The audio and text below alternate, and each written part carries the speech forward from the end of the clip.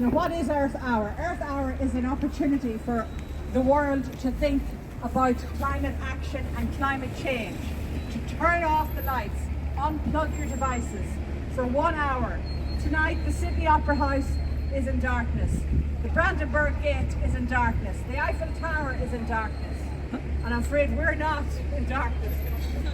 The lights are on, but anyway, that's another issue. But we are just asking all over the world, for everyone to have a conversation on climate change. What we can do as individuals to make a difference.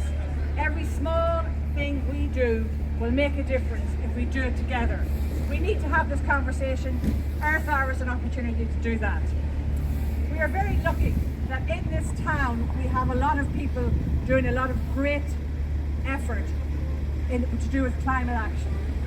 We have one person among us who is very involved in tiny towns, who's involved with clean coasts, but his main passion is biodiversity.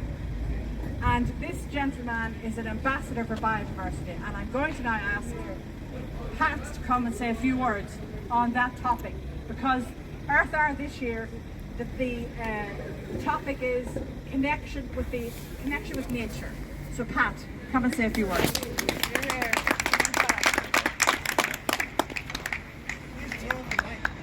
Huh? Can you hear me all right? Yeah. Yeah. I'm delighted to be here to talk about nature on Earth Hour. It's very hard for me to not talk about nature because it's connected with everything. And at the moment there's the climate crisis and the biodiversity crisis, and they're both two sides of the same coin. And for me now, it all started with a thing called the All-Ireland Pollinator Plan to help the bumblebees and the butterflies, and to get flowers in that the bumblebees can get nectar. And our bumblebees were in awful trouble, but thankfully through actions of our gardeners, things are getting better for them. So the All-Ireland Pollinator Plan started 5 years ago, and before that there was a lot of worry about honeybee colony collapse. Before even people were concerned about the climate crisis, people were concerned that we're going to lose our honeybees.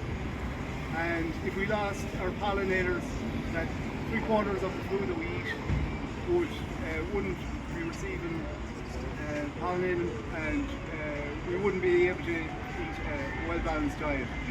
So from there, people started to look into how to help our pollinators, and thankfully things are getting better. Biodiversity, it's a very fancy word. Really, it's just wildlife and nature. That's what I used to call it. And in wildlife and nature, there is a lot of solutions to everyday problems. It's called a fancy word called eco-services. Eco-services, when our boglands hold water, they stop the water from going into our townlands and flooding areas. I mentioned our pollinators.